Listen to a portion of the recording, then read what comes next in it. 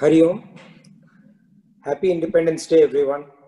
Let's get started with invocation prayers.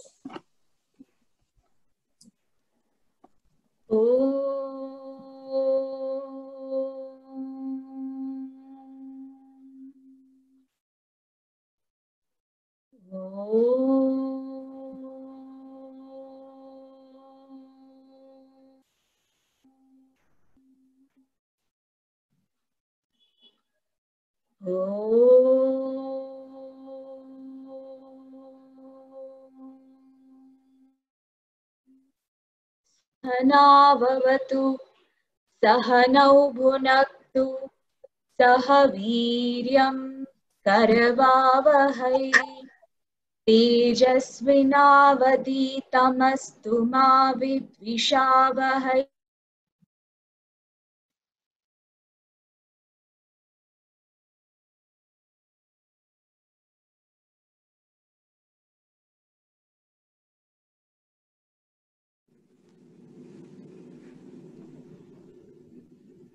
Gita ध्यानम्।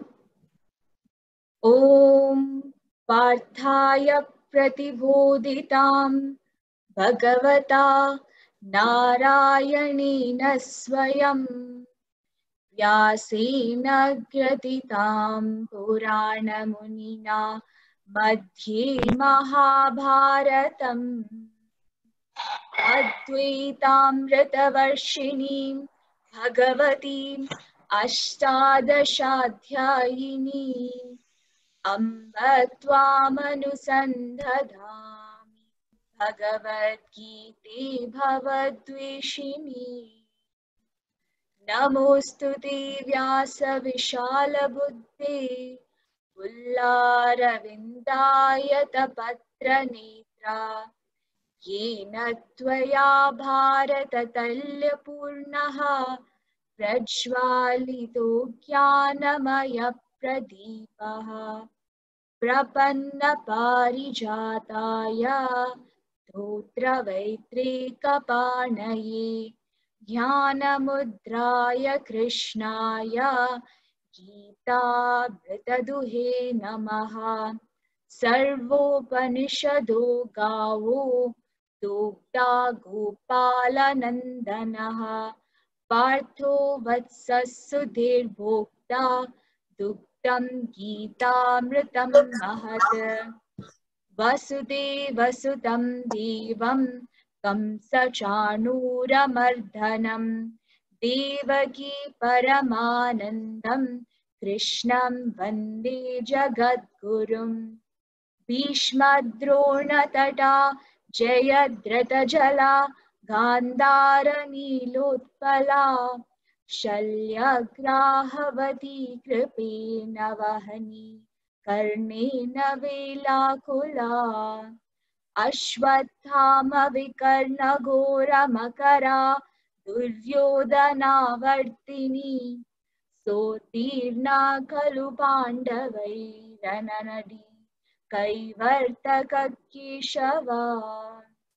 पाराशर्यवचः सरोजममलं गीतार्थगन्धोत्कटम् नानाख्यानककेसरं हरिकथा सम्बोधनाबोधितम् लोके सज्जनषट्परैरहरहः पीयमानं मुदा भूयात् भारतपङ्कजं कलिमला प्रध्वंसिनः श्रेयसे।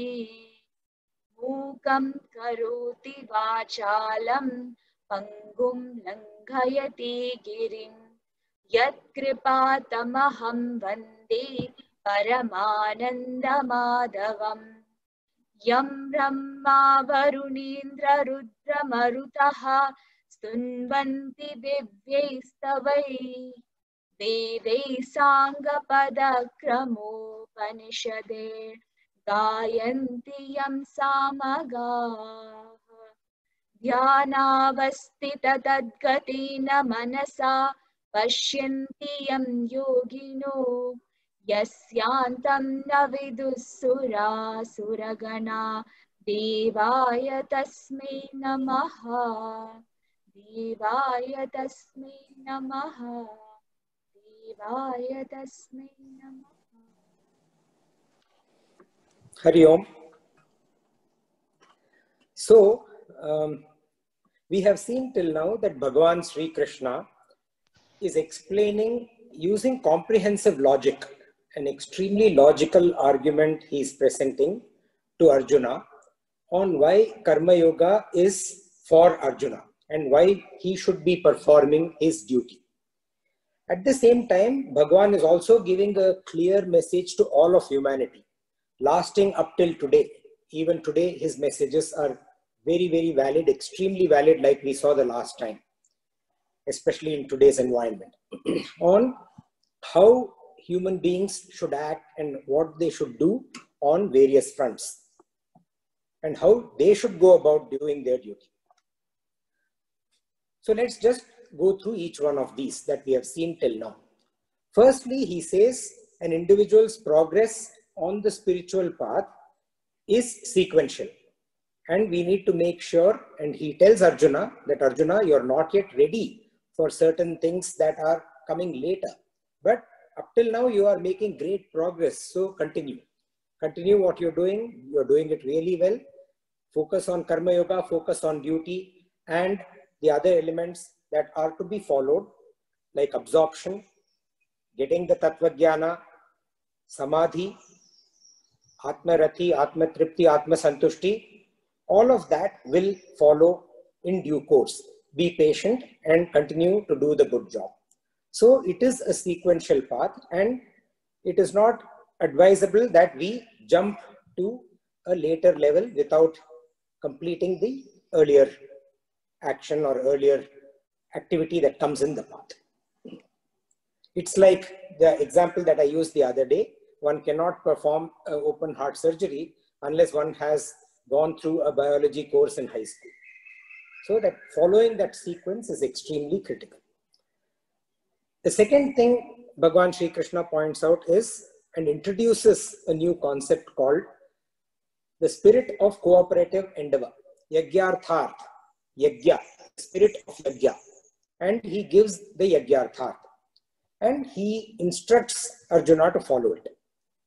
And he also says that the humankind was created along with the Yagyas, not in exclusion, neither by itself on its own.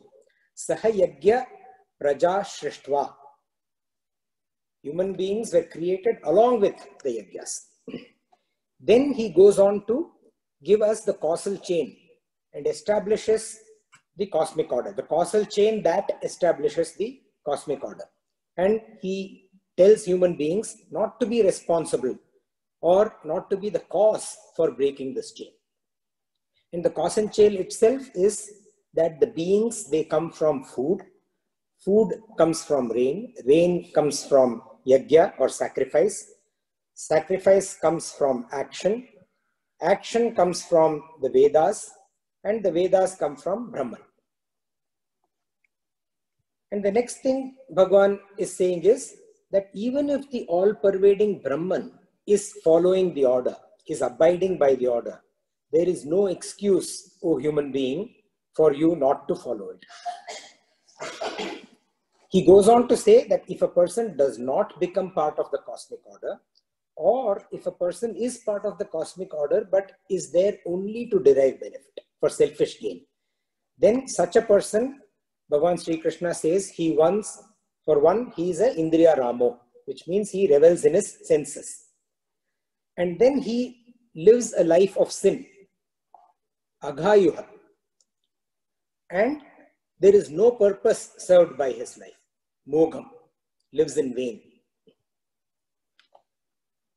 Bhagavan Sri Krishna goes on to say that when a person revels in and is satisfied and is contented in the self, then in addition to cosmic nourishment, how cosmic nourishment? We saw that when a person abides by the Yagya spirit, what he does or what she does is that nourishes the 5 devas or the 5 Yagyas as we spoke about, and in turn gets nourishment from the cosmos, from the 5 devas or the 5 yagyas. And in addition to this cosmic order, in addition to this cosmic nourishment, the person gets self-nourishment. And Bhagavan introduced the concept of Atmatripti, Atmarathi, and Atmasantushti. Further, Bhagavan says, because of which, therefore, Arjuna, always perform with dedication, always perform with Shraddha, a feeling of joy, a feeling of fullness, a feeling of love. And what do you perform? Your duty. And perform it with excellence, without attachment. Bhagavan Krishna loves the word samachara. He uses it repeatedly. And samachara means performing one duty with dedication and to excellence. Samyak achara iti samachara. He then goes on to introduce this concept of loka sangram. And this is especially for leaders and for human beings who are the leaders in this vast creation. Among all the species, the human being is the leader. Among humanity, there are kings and other leaders. But in the creation, human beings are the leader. And he introduces this concept of loka sangram. Loka means the world. Sangraha is collection. So hold the collection, hold the world together, hold the society together. And how do you hold the society together? By being an inspiration and an ideal for others to follow. That is how we hold the society together. Also means protecting the rest of the creation, the rest of the society, and ensuring their welfare. Loka Sangraha also means protecting and ensuring welfare of all our fellow beings. And finally, Bhagavan Sri Krishna went on to say that whatever the preeminent one does, the one who is known, the one who is idolized, the one who is followed, whether it is right or whether it is wrong, whatever that person does, that and that only the common man follows. And the people do what that person is doing. And Bhagavan now guides Arjuna to be a leader among men, among people who is deserving of followership. And he now goes on to give his own personal example. He tells Arjuna, Arjuna, look at me, how I am, how I go about doing my duties, and how I go about fulfilling all my responsibilities. Look at me, Arjuna. And we will come to that now. In the next 3 verses, Bhagavan talks about this aspect of look at me. Let's read verses 22, 23 and 24 all together. Name parthasti kartavyam. Name parthasti kartavyam. Trishu lokeshu kinchana. Trishu lokeshu kinchana. Nanavaptam avaptavyam. Nanavaptam avaptavyam. Varta eva cha karmani. Varta eva cha karmani. Yadi hyaham na varteyam. Yadi hyaham na varteyam. Jatu karmanya tandritaha. Jatu karmanya tandritaha. Mama vartmanu vartante. Mama vartmanu vartante. Manushyaha partha sarvashaha. Manushyaha partha sarvashaha. Utsideyurime loka. Utsideyurme loka. Na kuryam karma chedaham. Na kuryam karma chedaham. Shankarasya cha kartasyam. Shankarasya cha kartasyam. Upahanyami mam prajaha. Upamanyam imam prajaha. Name partasti kartavyam. Trishu lokeshu kinchana. Nanavaptam avaptavyam. Varta eva cha karmani. Yadi hyaham na varteyam. Jatu karmanya tandritaha. Mama vartmanu vartante. Manushyaha partha sarvashaha.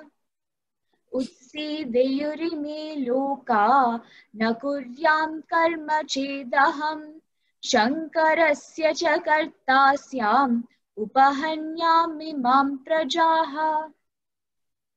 Name parthasti kartavyam trishu lokeshu kinchana. Kinchana means there is nothing. There is nothing trishu lokeshu. In the three worlds, O Partha, that is to be done, kartavyam, by me. Nor is there anything that is unattained. Anavaptam. Anavaptam means there is nothing to be attained. That should be attained by me. Avaptavyam. Yet, O Partha, I engage in action. Varta karmani. Even though there is nothing that needs to be done by me in all the three worlds, there is nothing that to be attained that I have not yet attained, even then, I engage in action. We notice that Bhagavan addresses Arjuna by the word Partha, essentially connecting the two of them in lineage. So Partha is son of Pritha. Pritha is Kunti. Krishna is son of Vasudeva. Vasudeva and Kunti are siblings. They are the children of Shurasena. So Krishna is telling Arjuna, we are cousins, first cousins. We are connected by lineage, and look at the difference between you and me. Why is it that I am so different from you and you are so different from me? Aren't we all the same? Haven't we lived our entire life the same? What has happened now, Arjuna, in the middle of the battlefield? Senayor Ubayor Madhye. Coming here, suddenly you have become different. Please remember, we are of the same lineage. We are the same. So he is prodding Arjuna's memory as to who he is, what his identity is, the warrior, the king, the prince. Sri Krishna also has nothing to gain from this war, from the Mahabharata war. Still, he has played a role that is much larger than all the other characters put together. Look at the beauty of it. Nothing in this, nothing at stake. It's not his kingdom. He's come from somewhere else. He offered help to Duryodhana even before he offered to Arjuna. Nothing is he going to take back from the war, even for his own kingdom. But he is playing a much larger role than practically every character. Each one of them put together, Bhagavan's role is bigger in this Mahabharata. As an avatar or otherwise, we see him active ceaselessly all the time. Why is that? We move on to the next verse. There he says, if I should not, what would happen? Should I not engage myself in action? Navarteyam. Navarteyam, should I not engage myself in action? Without relaxation. Atandritaha, the last word in verse 23. Atandritaha. Tandra means tiredness, fatigue. Atandra means without any tandra.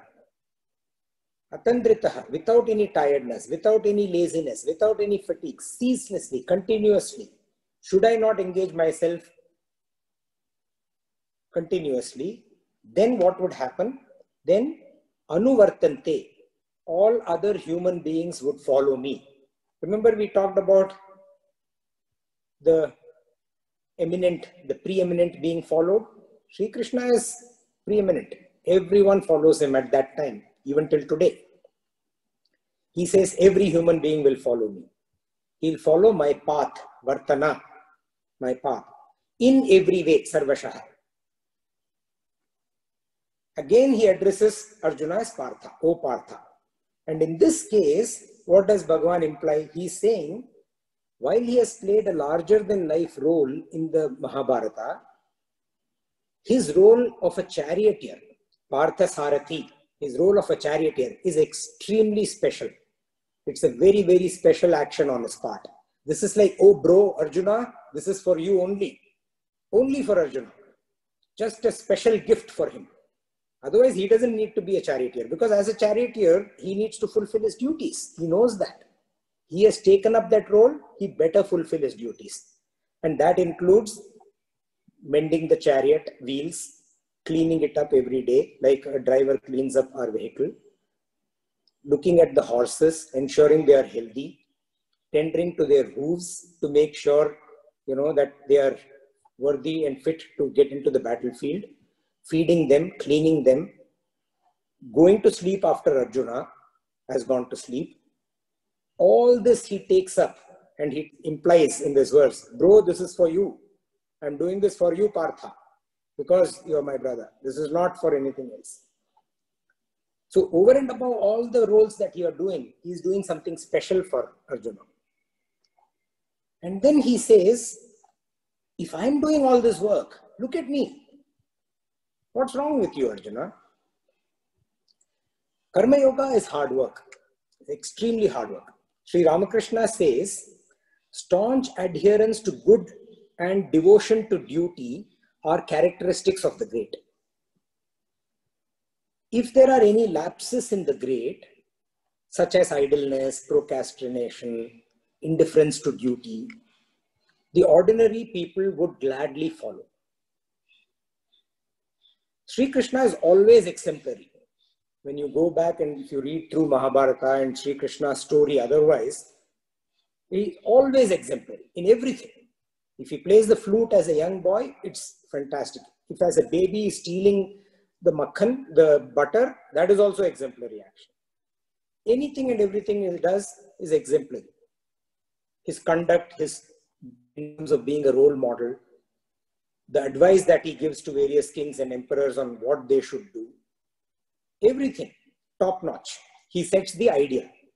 And in that spirit, he continuously eggs everyone represented by Arjuna to be Samachara. In the above two verses that we just went through, Sri Krishna is talking about his action orientation, his own action orientation as an avatar. In the next verse, he emphasizes the criticality of Bhagavan acting as the creator, the Lord, the Bhagavan. Utsi deyur ime loka, na kuryam karma chedaham, sankarasya cha kartasyam, upahanyam imah praja. So chedaham, he says, if in case, if I do not, what? Na kuryam, do not perform karma, my duties, my action. Ime loka utsi deyur. These worlds, these loka, the worlds, would perish. Utsi deyur means perish. Everything would perish. As Bhagavan, if I do not perform my duties, then what would happen? Previously, Bhagavan has talked to us about creation, how the 5 yagyas work. The Brahma will not work. The other devas, all the elements of nature, all the elements of creation, they would stop working. Why? Because Bhagavan is stopping to work. They would follow him. They would all follow me. And they would stop doing their work. And when that happens, it would lead to the world perishing. Then he says, Syam karta sankarasya upanyam ima praja. So I would be, Syam, I would be karta, responsible for, the author of sankarasya. Sankarasya is confusion of roles. People would be confused about who has to do. If Bhagavan is not doing what he is supposed to do, he is not playing his role, everybody else is going to be confused. If a managing director of a company stops performing his role, then the employees are going to get confused as to what they are supposed to do. Upahanyam, that would destroy what? Imah praja, these beings. All the elements of creation would be confused about their roles, and it would in turn lead to their own destruction. Now, if we recollect in verse 42 of chapter 1, Arjuna brought up this Sankaro Narakasya. He brought up this confusion of roles as an excuse to not fight the war. He said, if I fight this war, I would end up killing people. If I end up killing people, people would get confused about their roles. Because they will get confused about their roles, I should not kill people, which means I should not fight this war. So I should not do my duty because confusion of roles will come up. Now Bhagavan is catching him by the neck and saying, for the same reason, to ensure that confusion of roles does not happen, we must all perform our duty, beginning with me. And he will actually describe this in much more detail in chapter 4, the next chapter. So just like the potential of a seed is known only when it sprouts and grows into a plant and a tree, the worth of a human being is known only through the actions that the human being performs. Not only that, intelligent rhythmic transaction between people, between elements of creation, even something as simple as petting your pet, even that is enabled by these actions that start from Bhagavan's actions. Now, what if Bhagavan is asked this question? You are fine, Bhagavan, you are the creator, your acting or not acting is not going to impact you in any way. Just like you implied to me just now that I don't have anything to take from this war. Still, I'm here with you in the battlefield. Forget about this battlefield. Even in this entire world, whether you do something, whether you don't something, you are not going to be impacted. But me as an ordinary human being, I, have to face the fallout of my actions, good, bad, ugly, whatever it may be. That is what we had seen earlier, the kartritva, the bhoktritva, the doership and the enjoyership. So whatever I do, it leads to an enjoyership. Good, good, bad, bad. I have to face that. How do I, in that situation, how do I act? And how does a realized person, a person who understands this, how does that person act? That Bhagavan covers in the next verse. Sakta karmanya vidvamsaha. Sakta karmanya vidvamsaha. Yata kurvanti bharata. Yata kurvanti bharata. Kuryat vidvams tata sakta. Kuryat vidvam tata sakta. Chikirshurloka sangraham. Chikirshurloka sangraham. Sakta karmanya vidvamsaha. Yata kurvanti bharata. Kuryat vidvams tata sakta. Chikirshurloka sangraham. Vidvamsaha as the ignorant. As much as the ignorant act work with eagerness, kurvanti. Why? Why do the ignorant act with eagerness? Because they are prompted by selfishness. What will I get out of this? That concept of I and my. What do I have in this? Prompted by that feeling of I and my, prompted by that selfishness, they act eagerly, kurvanti. Who? The vidvamsa, the ignorant. And Bhagavan says, exactly in the same way, so should the wise, the vidwan, act, kuryat, with the same amount of enthusiasm and energy. But at the same time, asaktaha, which is unattached. And for the welfare of the world, loka sangraha. So like a person who is selfish, full of ego, operating in the realm of what? The realm of the three gunas, tamas, rajas and sattva. Like that person who works non-stop for gratification, sense gratification, ego gratification, and all kinds of gratification. Like that person works non-stop, in the same way, a wise man should also act with energy, with enthusiasm, the only difference being not for selfish gain or for gratification, and for the welfare of the society. So saktaha and asaktaha. The former was saktaha, which means attached, and the latter is asaktaha, not attached. That's the only difference. Everything else, the dynamism, the speed, the enthusiasm, the dedication, the devotion, all of that remains the same, actually better than the saktaha. That is Bhagavan's advice to all of us. And now Bhagavan gives advice to the asakta. So if you are acting without the attachment, how should you act in the presence of so many people who are attached?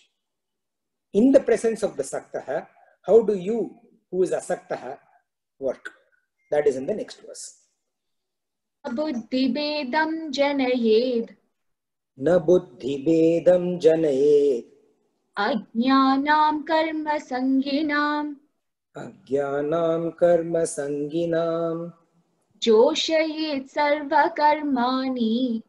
Joshayet sarva karmani. Vidwan yukta samacharan. Vidvan yukta samacharan. Na buddhibedam janayed.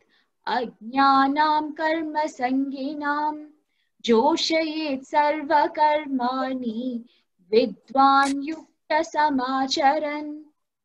So the vidvan, the wise, what they should do when they are in the presence of the asaktaha, they should not generate any unsettlement. Na janayed buddhi bedam. Na janayed, do not generate, do not cause any buddhi bedam, unsettlement, in the mind and intellect of the people who are ajnana, who do not know, and who also are attached to their actions, karma sanginam. So in the presence of the ajnanam and karma sanginam, please do not generate buddhi bedam. Janayet buddhi bedam.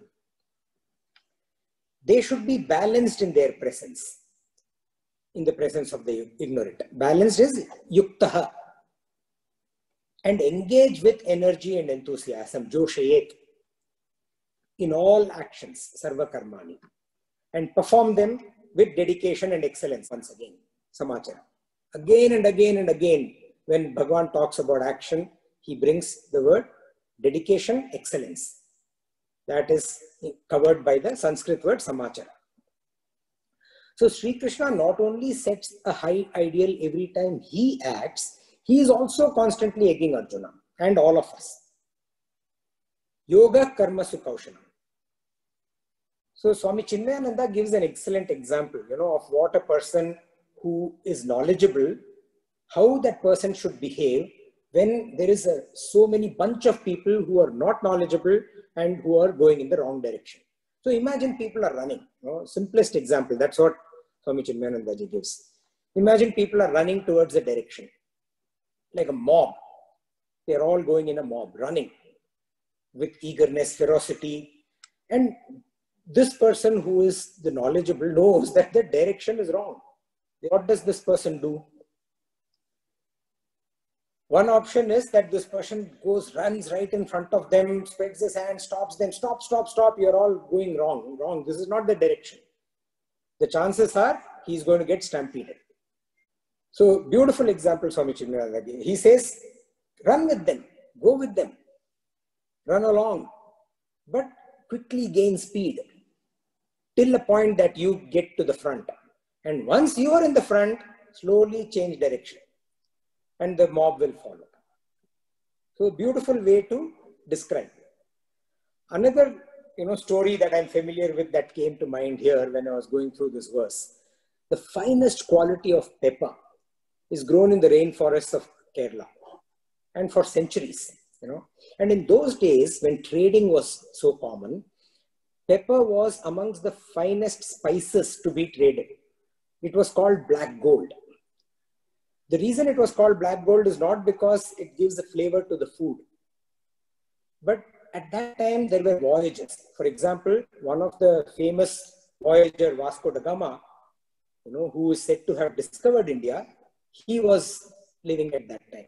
And when these people are on the ships for long durations, months together, one of the biggest reasons or causes for the men dying was not any war or any attrition or any kind of, the sea playing havoc. The biggest cause was food poisoning. Pepper is a fantastic preservative. And that is how it was black gold. So on one of such trips, when Vasco da Gama was going back, he asked the king of Kerala, name of the king is Unniraman Koikal. He asked, Vasco da Gama asked Unniraman Koikal, can I please take the wine, the pepper wine back with me and replant it in Portugal? The king said, no, you can't do that because we are working on a treaty. This is a trade treaty. If I give you free pepper wine, that too wine, not free pepper, and which is the source of the pepper, then will you give me the source of what you are bringing me? You will not do that, right? So this goes against the treaty. Sorry, we cannot do. Principally wrong. After a few days, the king's men come running and say, Raja, the Vasco da Gama's men or soldiers are stealing away our pepper wines. And the king smiles, sits back and says, don't worry, let it be. And the minister is now, how can you allow Vasco da Gama to steal away and take away our pepper wines? This is black gold. The king says, just don't worry, minister. He can take our wines, but he cannot take our rains and our climate. They'll never grow there. So in the face of an ignorant action by a very well-known, respected, great adventurer and trader and conqueror, the king did not unsettle the environment. Neither did he get unsettled, nor did he unsettle the environment. He just managed it in a calm manner. Because why? Because he was knowledgeable. He knew. Getting that knowledge is extremely useful in any situation. Because when you know, you are able to guide the others, either in a very apparent manner or in a quiet manner. So he was able to manage this without unsettling the environment. And over a period of time, Vasco da Gama realized the futility of his actions and actually paid more for the black gold. And the trade prospered. Bhagavan now explains how an ignorant, now he just talked about a person who is asaktaha. But how is a person who is saktaha, attached to actions? In the following 3 verses, Bhagavan talks about the attached. We will go through each one of them one by one.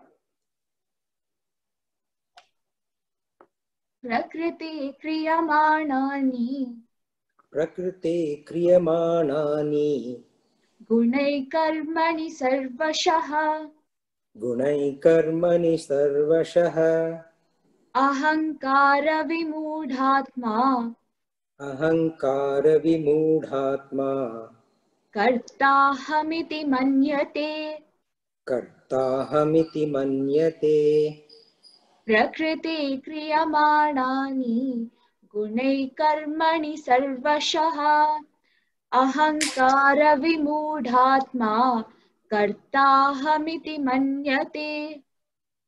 Prakriti. Prakriti we have seen earlier also. It means nature. Nature coming from what? From the Trigunatmika Maya. The Trigunas. Tamas, Rajas, Sattva. And that which leads to that Maya. That nature, that Prakriti which comes from that. In the Shvetashvatar Upanishad, it says, Mayam Prakritim Vidyat Cha Mayinam Maheshwaram. Vidyat, please know, Mayam, that Maya is the force of nature, Prakritim. And, Cha is and, Mayinam Maheshwaram. The master of Maya is the great Lord. This is in the Upanishad. So, this Prakriti, not to be confused with Swabhava. Swabhava is nature of the individual. The nature of the individual comes from the body-mind-intellect paradigm. This Prakriti, this nature, this basal nature comes from the Tamas, Rajas, Sattva paradigm of creation.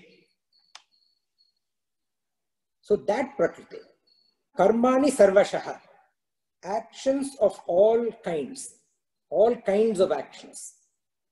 Kriyamanani, whatever is being done, whatever is being performed, Gunaihi, is by the qualities arising from Prakriti. Whatever is being done, whatever you see that are happening, are happening of the qualities that arise from the qualities of nature from tamas, rajas, sattva. The gunai, the body, mind and intellect guna, the swabhava, that arises from the prakriti, which is the tamas, rajas, sattva. And the mind and the intellect, which is the manas and the buddhi, that comes from the sattva part of prakriti. And the body, the karmendriyas, that comes from the rajas and tamas part of prakriti. The jnanendriyas from the sattvic part of prakriti, and the karmendriyas from the rajas and tamas part of prakriti. So what did Bhagavan just say? He said that all actions of every single kind that we see around us, performed by any element of creation, that come and are done because of the gunas that come from prakriti. However, the Vimudhatma, who is the Vimudhatma? Vimudhatma is a person who is deluded by ahankara, by ego. Here, the delusion is from ego, not from attachment, from ego. That person, manyate, believes that I am the karta, I am the doer.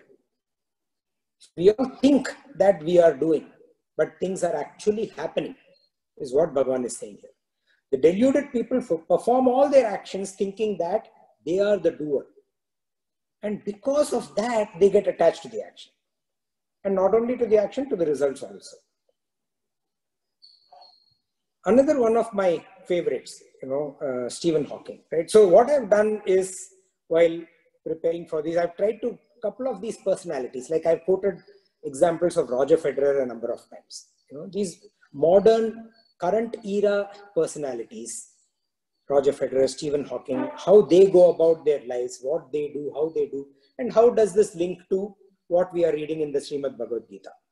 So Stephen Hawking, the world famous scientist, he says that his father wanted him to become a doctor, but I chose to be a physicist.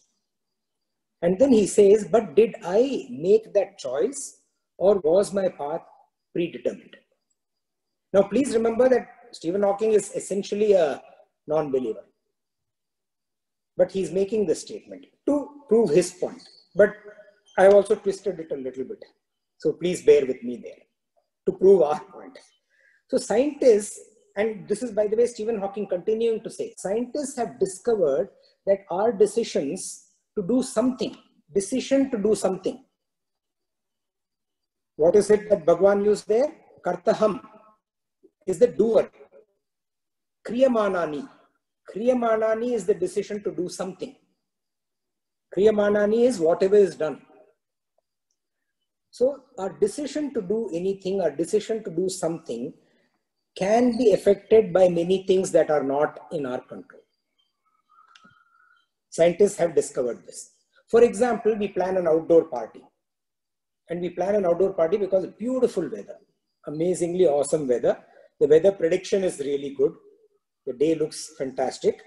But what happens during the party, before we have reached the middle of the party, or at this middle of the party, the skies darken and it starts pouring. Possibly, in fact, Stephen Hawking says a butterfly flapped its wings too hard. If we think that is atrocious, a small butterfly cannot influence, maybe it was an eagle, maybe it was a flock of geese, something, a tiny variable that was introduced, which had major consequences. So we actually had a company party a few years ago, Diwali party, and everyone was decked up in the best attire, extremely expensive, costly clothes and all that. And we had planned an outdoor party, and lo and behold, started raining, pouring down. So people were like taken aback because the least expected, and pouring down meaning what? The skies came down, that kind of rain. So some people stayed inside the hall and sulked, and some people didn't give a bother about their clothes or whatever they were wearing, and there was a rain dance happening. It was a beautiful experience for those people. So the mind is like the weather inside our heads. So the weather can be achieved by a butterfly flapping its wings, some variable that gets introduced. Similarly, free will of the human being is something that simply happens when this complex system inside our head, in the brain, that faces a choice. Beautifully put by Stephen Hawking, and very similar to what Bhagavan Sri Krishna is bringing out here. Now, medical science has also progressed so much. Brain surgeries to fix certain neurological disorders in today's modern science are being performed while the patient is conscious. And a small electrical volt, 3.5 volt charge, when placed in the right spot in the brain, can make the patient do various things. So either the patient can raise the hand or count with fingers, the patient can twitch the mouth, raise a leg, and the patient may think that I'm the one I'm wanting to count, so I'm counting. But actually what is happening? The doctor is placing a volt at a spot which is making it happen. So while the patient thinks that he is doing it, it's actually the doctor, the surgeon, who is making him do what he is doing. So truly intriguing, modern science is now making discoveries that have been spoken about in our scriptures eons ago. Truly intriguing. So we may be thinking that we are doing everything or something, but it is actually some other force that is making it happen. If we keep peeling an onion, it's a beautiful example. If we keep, Sri Ramakrishna gives, if we keep peeling an onion layer by layer by layer, the skin keeps coming out and eventually there's nothing. The onion is not there. It is the same thing with the ego. As we dismember the ego layer by layer, at some point in time, eventually the aspect of I am the doer, that disappears. Till then, attachment to action, attachment to results remain. Now Bhagavan comes to, in contrast, what does the person who is wise, how does that person act? How does that person go about it? That's in the next verse. Tattvavittu mahabaho. Tattvavittu mahabaho. Gunakarma vibhagayoho. Gunakarma vibhagayoho. Guna guneshu vartante. Guna guneshu vartante. Iti matva na sajjate. Iti matva na sajjate. Tattvavittu mahabaho. Gunakarma vibhagayoho. Guna guneshu vartante. Iti matva na sajjate. So again, the concept of tu. We have seen this a few times now. Tu is but. And why does Bhagavan use this word tu or but? To compare with the person that he has just referred to. So in the previous verse, Bhagavan talked about a person who is agyana, the saktaha, the attached. Now he is saying, as distinguished from this sakta person, the attached person, tattvavita, the one who is the knower of the truth. That person, guna karma vibhagayoho, one who is aware of the difference between guna karma on the one hand, and vibhagayoho means what here now? Guna karma on the one hand, and what is vibhagaha from the guna karma? What is different from the guna karma? So Bhagavan is saying, one who is aware of what is guna karma and what is not guna karma, the distinction between these two. Now, what is guna karma now? Guna karma, guna karma. We just saw what guna is. The nature and the instruments. The nature meaning the prakriti, and the instruments meaning the body, mind and intellect. The nature meaning the tamas, rajas, sattva nature, and the instruments which are the body, mind and intellect. Those two together, and because of these two together, people perform action. So the guna, karma, the guna is the nature and the instruments. Karma is the action. Guna karma is all three put together. That is guna karma. And what is distinct from this? We have seen this earlier in chapter 2 also. Distinct from this is pure consciousness. So the guna karma on the one hand, which is the nature, the instruments and the action on one hand, and the pure consciousness on the other hand. The person who knows the distinction and the difference between these two. That person is Tattvavita.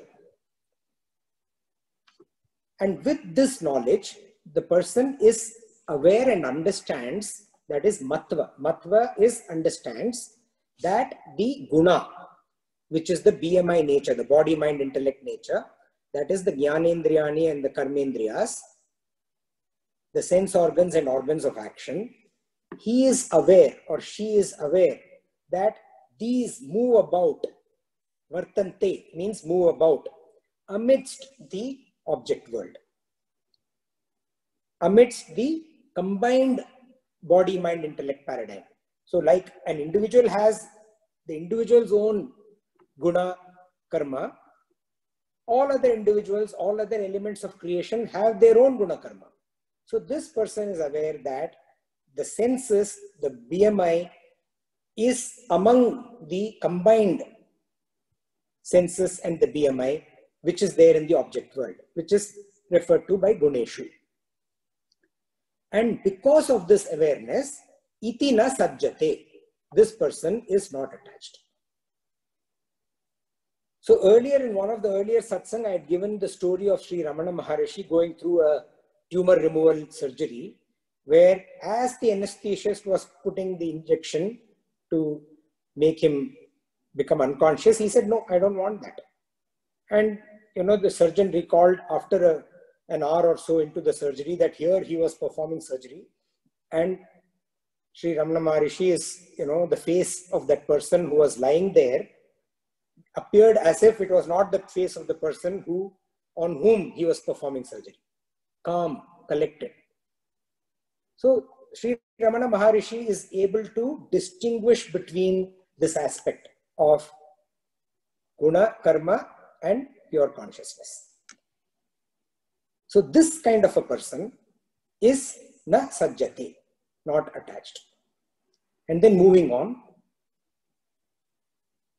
Prakritir guna sammudāha. Prakritir guna sammudāha. Sajjanti guna karmasu. Sajjanti guna karmasu. Tāna Krishna vido mandan. Tāna Krishna vido mandan. Krishna vinna vichalayet. Krishna vinna vichalayet. Prakritir guna sammudāha. Sajjanti guna karmasu. Tāna Krishna vido mandan. Krishna vinna vichalayet. So Bhagavan is again talking about the guna sammudaha, those who are deluded by the gunas, meaning those who work thinking that I am the doer. They are attached. Sajjante means attached. Attached to the nature and the instruments that cause the gunas and the action itself, the karma, guna karmesu. So prakriter guna sammudaha sajjante guna karmeshu. So those who are attached, the deluded, the guna sammudaha, those who think that they are the doer, they are attached sajjante to the guna karma. And the person who knows and understands, that person is Kritsnavin, the person of perfect knowledge. Kritsnavin means the person of perfect knowledge. That person should not unsettle. Na vichalayet. Vichalayet means unsettling. Na vichalayet. Do not unsettle. Do not unsettle who? Tan akritsnavido. Those of imperfect knowledge. And not only are they tan akritsnavido, which means they don't have perfect knowledge yet, they are also mandan, meaning they are not yet ready. Remember, Bhagavan tells Arjuna, Arjuna, you are not yet ready. You are only fit for karma yoga right now. Mandan. You are to do what you have to do in the sequence. We began today's satsang with the sequence in the spiritual path. Not yet ready for the next step. Not yet ready to perform surgery because I have not even qualified as a surgeon. Do not unsettle. So Bhagavan gives this is the advice he gives where he says, those who are unattached, those who know this vibhaga, please do not unsettle the ones who are still in the process. Be with them. So now how be with them? So, how should this person who is still in the process of learning, in the process of growing in the spiritual path, how should this person go about it? That we will see in the next satsang. Bhagavan says, he says, renouncing actions in me. So Bhagavan brings this aspect of bhakti emphatically in multiple times in the Bhagavad Gita and at various levels, where he says that without this devotion, without this bhakti, you are not going anywhere. And he brings it for the unknowing and who are not ready, which is what we just discussed about the akritsna, who do not know. They don't have the vid. For those people. And for those people, he has already said, we have heard, Ishvara Arpana, renounce in me. Whatever you do, Ishvara Arpana, renouncing all your actions in me. That is what will come in the next verse. Later on, he will talk about the knowing, the people who know. How do they be devoted in terms of their bhakti? And then for the highly perfect individuals who are extremely accomplished, who have deeply absorbed their knowledge, how do they perform bhakti? That's where Sattvika Shraddha that I spoke about. So Bhagavan brings in this element for all the people, the one who is still learning and growing, who is not yet ready, and the highly accomplished. The first part of it, we will see that in the next satsang. Hari Om. Om Asato Ma Sadgamaya Tamaso Ma Jyotirgamaya Mrityorma Amritam Gamaya. Om Purnamada Purnamidam Purnat Purnamudachyate Purnasya Purnamadaya Purnameva Vashishyate. Om Shanti Shanti Shanti. Hari Om. Shri Gurubhyo Namaha. Hari Om.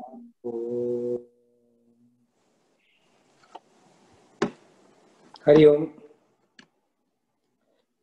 Any thoughts, questions, comments?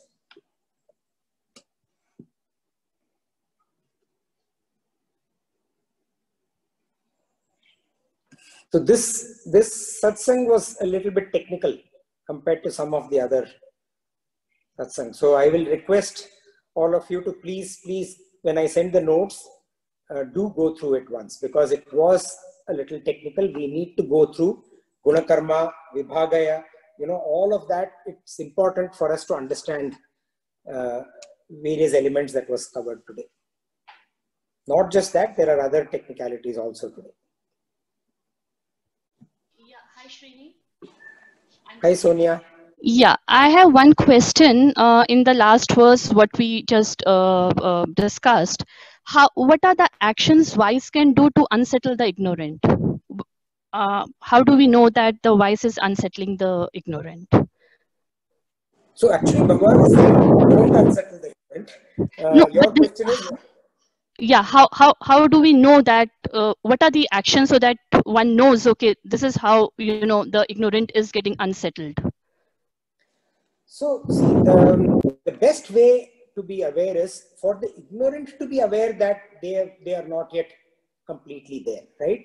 For me to know that, we talked about this earlier also, how do I know that I have to perform Karma Yoga? And that is the focus for me right now. And what is Karma Yoga? Karma Yoga is doing anything that I do with Ishvara Arpana Buddhi and receiving whatever I get back with a Prasada Buddhi. So how How do I know? Because I know that simply because at this point in time, if I sit down to meditate, Bhagavan says this also, if I sit down to meditate, I'll probably be able to meditate for even the most proficient amongst all human beings, amongst who are living in this regular world. I'm not talking about people who have renounced the regular world, not that kind of sannyas, but living in the regular world, renouncing some of our day-to-day activities and sitting down to meditate for an hour. After about 15-20 minutes, the mind wanders. In fact, even much before that, within the first 5 minutes, the mind wanders. So that is a proof that I am not yet ready for absorption.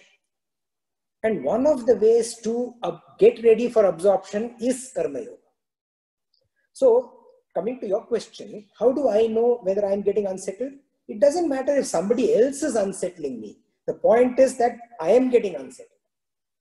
If I am sitting in meditation, if I am performing any action, if I am engaging with somebody and there is a disturbance in my own mind, we defined sin as nothing but a disturbance within our own mind and intellect paradigm. That disturbance is unsettlement. So for a person who is saktaha, give me a second, I'm getting confused between the two words, saktaha and asaktaha, right?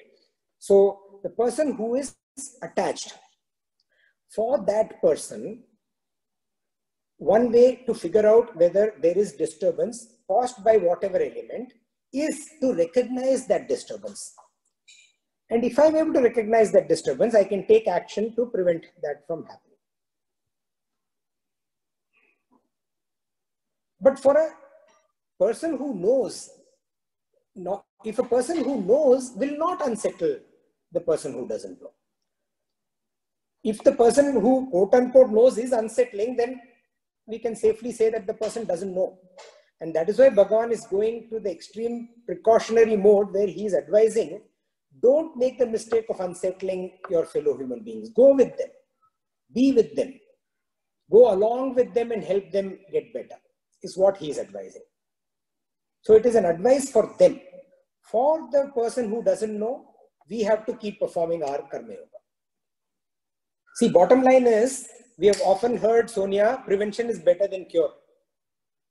So if I'm going to focus on prevention, then I don't have to spend too much energy on the cure. But if I'm going to be careless when I'm supposed to be focused on prevention, I'm going to be worried about what the cure is. So it is not for me to think who is unsettling me or who is this knowing person who is unsettling me. If there is disturbance, then I need to fix my disturbance. Automatically, the source of it will get fixed. If all human beings are cured of coronavirus or go through coronavirus and recover, then the coronavirus becomes irrelevant. But if we dwell too much into who is this person who is unsettling me, then we are kind of reveling in that disturbance. That is not advisable. It's better to come out of it. So you said that you gave that example of operation that the doctor is making us do the things to that person, to raise a hand and all that, to count. So what you're trying to say is that what I understand from it is that is it like we think that we are doing it and it's actually some other force which is making us do it. So what is the decision on this? Is it us or is it the force, or it remains unknown what's happening? Like, are we all destined to do what we are supposed to do and there's some power which is making us do what we are doing? So part of what you're saying towards the end we'll come to later in the Bhagavad Gita. So we have to be patient, where we talk about our karmas, the various kinds of karmas. But the example that I gave was, I just quoted modern science that is happening today. It is a fact that there are certain surgeries that are happening to fix certain neurological abnormalities where the person is conscious. So typically what happens in anesthesia, the person completely unconscious, right? So the person is actually conscious, awake, not feeling the pain of surgery, but awake. And there are electrodes with which a small current is passed to a, in fact, if you Google on, or you go to YouTube and search, you will find these videos, okay? So a small 3.5 volt, 3 volt current is passed and put in a certain spot in the brain, it induces a certain kind of action.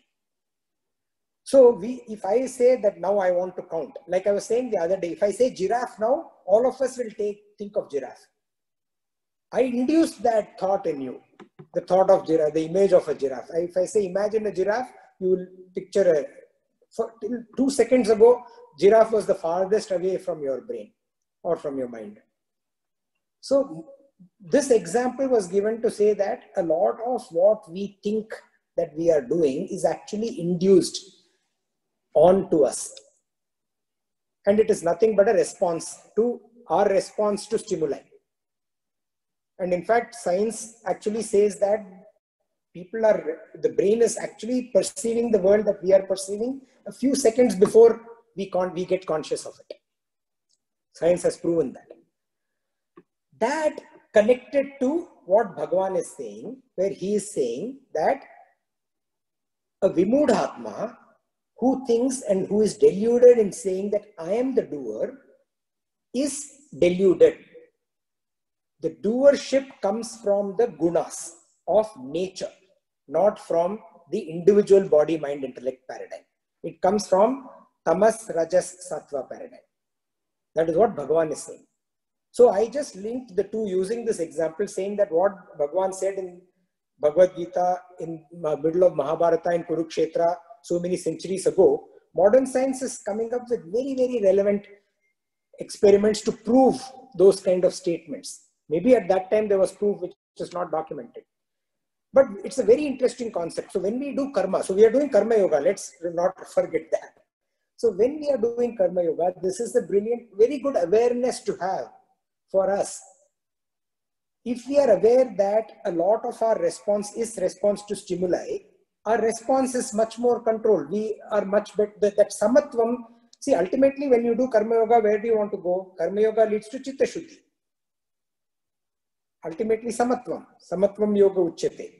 Yoga karma su kaushalam leading to samatvam yoga uchyate. All through karma. So excellent action, samachara action leading to samatvam. That can happen much more easily if we are aware. Awareness is what? The knowledge. That knowledge of I am not the doer helps a lot in dealing with action. That is what Bhagavan is trying to convey. That ability to distinguish between the guna karma and the consciousness. So I am aware that there is body, mind. We are all aware there is body, mind and intellect. When the prana goes away, when the soul goes away, the body, mind and intellect is a physical object like wood lying out there. It is the confluence of the body, mind, intellect and the consciousness that brings forth life. We forget about that during our day-to-day humdrum. In the humdrum, we just forget about it. We are too much in the body, mind, intellect paradigm. Just that remembrance, that memory, just that awareness while we go through our day-to-day life about this element called consciousness, without which my body, mind and intellect, into which I'm so much into it, is going to be an inert thing, completely inert. Just that awareness will help me reach samatvam faster, is what Bhagavan is teaching us for the karma yogis. And to Sonia's question, not being worried about who is this more realized quote-unquote person who is disturbing me. If I can realize that I am responding to external stimuli, then I will be able to handle it with much more equanimity. And you progress through the path of karma yoga. You start with Ishwararpana Buddhi, Prasada Buddhi, go to Karmasu Kaushalam, which is excellence and dexterity in action, and then reach Samatvam, which is equanimity and stability. When that happens, the disturbances in the mind go away. Chitta Shuddhi is achieved. When Chitta Shuddhi comes, you are able to focus absorb better, nididhyasana. When you are able to focus and absorb better, you become more and more knowledgeable and more capable of doing. We see that in our life all the time, right? That is what Bhagavan is trying to teach.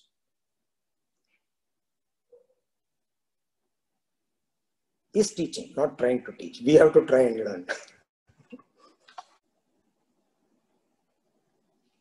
Okay, if nothing else, no other comments, then let's Hari Om. Happy Independence Day. Have a nice week ahead, and we'll see you on next Saturday. Thank you all. Hari Om.